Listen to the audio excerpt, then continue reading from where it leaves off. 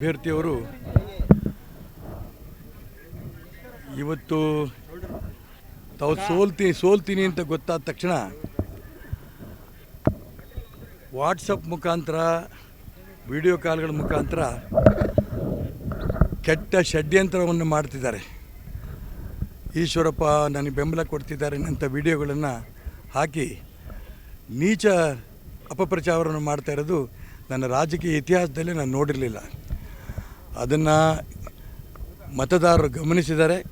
ನಾನು ಮತದಾರರಿಗೆ ಪ್ರಾರ್ಥನೆ ಮಾಡ್ತೇನೆ. ನಾನು ತುಂಬ ಸ್ಪಷ್ಟವಾಗಿ ಚುನಾವಣೆ ನಿಲ್ತೀನಿ ಅಂತ ಮುಂಚೆಯಿಂದನೂ ಹೇಳ್ಕೊಂಬಂದಿದ್ದೆ. ಚುನಾವಣೆ ನಿಂತಿದ್ದೇನೆ. ಇಡೀ 8 ವಿಧಾನಸಭಾ ಕ್ಷೇತ್ರದ ಜನ ನಿರೀಕ್ಷೆಗೆ ಮೀರಿ ನಾನು ಬೆಂಬಲ ಕೊಡ್ತಾ ಇದ್ದಾರೆ. ನಾನು ಗೆಲ್ತೀನಿ, ಇದರಲ್ಲಿ ಯಾವ ಅನುಮಾನ ಇಲ್ಲ.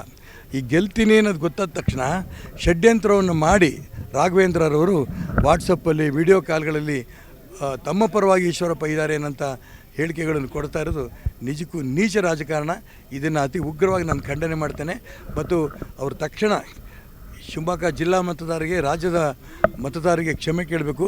ಪ್ರಜಾಪ್ರಭುತ್ವಕ್ಕೆ ವಿರೋಧ ದ್ರೋಹ ಮಾಡಿದ್ದಾರೆ ಅನ್ನೋ ಮಾತನ್ನು ಈ ಸಂದರ್ಭ ಹೇಳ್ತೀನಿ.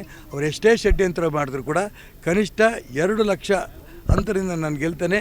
ಜನ ನನ್ನ ಕ್ರಮಾಂಕ 8 ಕಬ್ಬು ಹಿಡಿದ ರೈತನ ಗುರುತಿಗೆ ಅವ್ರು ಓಟ್ ಕೊಟ್ಟು ನಾನು ಗೆಲ್ಲಿಸ್ತಾರೆ. ನಾನು ಪ್ರಧಾನಮಂತ್ರಿ ನರೇಂದ್ರ ಮೋದಿಯವ್ರ ಜೊತೆಗೆ ಹೋಗಿ ಕೈ ಬಲಪಡಿಸ್ತೀನಿ ಅಂತ ಮಾತನ್ನು ಹೇಳ್ತೇನೆ.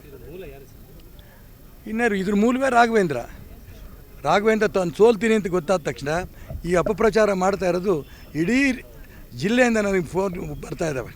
ಈ ರೀತಿ ಅಪಪ್ರಚಾರ ಮಾಡ್ತಾ ಇದ್ದಾರೆ, ನೀವು ಅವ್ರ ಪರ ಪ್ರಚಾರ ಮಾಡ್ತಿದ್ದೀರಿ ಅಂತ ಷಡ್ಯಂತ್ರ ಮಾಡ್ತಾ ಇದ್ದಾರೆ. ಅದಕ್ಕೋಸ್ಕರ ನೀವು ಟಿ ವಿ ಮಾಧ್ಯಮಗಳ ಮುಖಾಂತರ ಇದು ತಿಳಿಸ್ಬೇಕು ಅಂತ ಹೇಳಿದ್ದಾರೆ. ಅದಕ್ಕೂ ನಿಮ್ಮ ಮುಖಾಂತರ ತಿಳಿಸ್ತಾ ಇದ್ದೀನಿ. ನಾನು ಚುನಾವಣೆ ನಿಂತಿದ್ದೀನಿ, ಯಾವುದೇ ಕಾರಣಕ್ಕೂ ವಾಪಸ್ ತೊಗೊಂಡಿಲ್ಲ ಮತ್ತು ಗೆಲ್ತೇನೆ ಅನ್ನೋಂಥ ಅಂಶವನ್ನು ಕೂಡ ಈ ಸಂದರ್ಭದಲ್ಲಿ ಮತದಾರರಿಗೆ ಹೇಳೋಕ್ಕೆ ಇಷ್ಟಪಡ್ತೇನೆ. ಅವ್ರು ನನಗೆ ಬೆಂಬಲ ಕೊಡಿಸ್ಬೇಕು ಅಂತ ಪ್ರಾರ್ಥನೆ ಮಾಡ್ತೇನೆ. ಮುಂಚೆಯಿಂದನೂ ಗೊಂದಲ ಮಾಡ್ತೇನೆ ಬಂದ್ಯಾರು ಇವ್ರು ಚುನಾವಣೆ ನಿಲ್ಲಲ್ಲ ಅಂದರು. ಅದಾದ ನಂತರ ಶಿವಮೊಗ್ಗ ನಗರಕ್ಕೆ ಮೋದಿ ಬಂದಾಗ ಮೋದಿ ಕಾರ್ಯಕ್ರಮಕ್ಕೆ ಹೋಗಲ್ಲ ಅಂದರು. ಅದಾದ ನಂತರ ನಾಮಿನೇಷನ್ನೇ ಹಾಕಲ್ಲ ಅಂದರು. ಅದಾದ ನಂತರ ನಾಮಿನೇಷನ್ ಹಾಕಿದ್ಮೇಲೆ ವಿಡ್ರಾ ಮಾಡ್ತಾರೆ, ಮೋದಿ ಹೇಳ್ತಾರೆ ವಾಪಸ್ ತೆಗೆಸ್ತಾರೆ, ಅಮಿತ್ ಶಾ ಹೇಳಿ ವಾಪಸ್ ತೆಗಿತಾರೆ ಅಂತೆಲ್ಲ ಗೊಂದಲ ನಿರ್ಮಾಣ ಮಾಡಿದ್ರು. ಇಷ್ಟೆಲ್ಲ ಮಾಡಿದ್ರು ಕೂಡ ನಾನು ನಿಂತು ಗೆಲ್ತೀನಿ ಅಂತ ವಾತಾವರಣ ಸೃಷ್ಟಿ ಆದಮೇಲೆ ಈ ರೀತಿ ಮತ್ತೊಂದು ಗೊಂದಲವನ್ನು ನಿರ್ಮಾಣ ಮಾಡಿ ಅವ್ರ ಪರವಾಗಿ ನಾನು ಪ್ರಚಾರ ಮಾಡ್ತಿದ್ದೀನಿ ಅಂತ ಸುಳ್ಳು ಒಂದು ವಾಟ್ಸಪ್ಗಳನ್ನು ಕಳಿಸಿ ಅಪಪ್ರಚಾರ ಮಾಡಿ ಜನರ ಗೊಂದಲವನ್ನು ಉಂಟು ಮಾಡೋ ಪ್ರಯತ್ನ ಮಾಡ್ತಿದ್ದಾರೆ. ಅದೇ ಜನ ನನಗೆ ಫೋನ್ ಮಾಡ್ತಿದ್ದಾರೆ, ಈ ರೀತಿ ಷಡ್ಯಂತ್ರ ಮಾಡ್ತಿದ್ದಾರೆ ನಿಮ್ಮ ವಿರುದ್ಧವಾಗಿ. ಇದ್ರ ಬಗ್ಗೆ ಟಿ ವಿ ಮಾಧ್ಯಮ ಮುಖಾಂತರ ನೀವು ಒಂದು ಹೇಳಿಕೆಗಳು ಕೊಡಬೇಕು ಅಂತ ಕೇಳಿದ್ದಕ್ಕೋಸ್ಕರ ನಾನು ನಿಮಗೆ ತಿಳಿಸ್ತಾ ಇದ್ದೇನೆ. 100% ಗೆಲ್ತೇನೆ. ಅವ್ರು ಎಷ್ಟೇ ಷಡ್ಯಂತ್ರ ಮಾಡಿದ್ರು ಕೂಡ ಜನ ಕ್ರಮಾಂಕ 8 ಕಬ್ಬಿಡಿದಂಥ ರೈತನ ಗುರುತಿಗೆ ಬೆಂಬಲವನ್ನು ಕೊಟ್ಟು ನಾನು ಗೆಲ್ಲಿಸ್ತಾ ಇದ್ದಾರೆ ಅಂತ ಹೇಳೋಕ್ಕೆ ಇಷ್ಟಪಡ್ತೇನೆ. ನರೇಂದ್ರ ಮೋದಿಯವರ ಜೊತೆಗೆ ಹೋಗಿ ನಾನು ಕೈ ಜೋಡಿಸ್ತೇನೆ. ಇವರ ಅನೇಕ ಷಡ್ಯಂತ್ರಗಳು ಮಾಡಿದ್ರು. ಈ ರೀತಿ ದೂರು ಕೊಡ್ತಾ ಕೂತ್ಕೊಂಡ್ರೆ 5-6 ದೂರುಗಳು ಕೊಡಬೇಕಾಯಿತು. ಜನನೇ ನನ್ನ ಚುನಾವಣಾಧಿಕಾರಿಗಳು, ಜನನೇ ನನ್ನ ಚುನಾವಣಾ ಪ್ರಚಾರ ಮಾಡ್ತಿರೋರು, ಜನನೇ ಮತದಾನ ಮಾಡಿ ಗೆಲ್ಲಿಸ್ತಾ ಇರೋರು. ಜನಗಳು ಬಳಿನೇ ಹೋಗಿದ್ದೀನಿ. ಅವರೇ ಈ ಷಡ್ಯಂತ್ರಕ್ಕೆ ಚೀಮಾರಿ ಹಾಕಿ ನನಗೆ ಗೆಲ್ಲಿಸ್ತಾರೆ ಅಂತ ವಿಶ್ವಾಸ ನನಗಿದೆ. ಕೊನೆ ಕ್ಷಣದಲ್ಲಿ ಈ ಥರ ಮಾಡ್ತಾರೆ ಅಂತ ಭಯ ಏನಾರು ಇದೆ ಸರ್?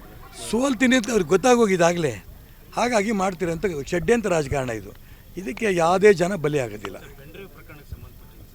ಇದು ಚುನಾವಣೆ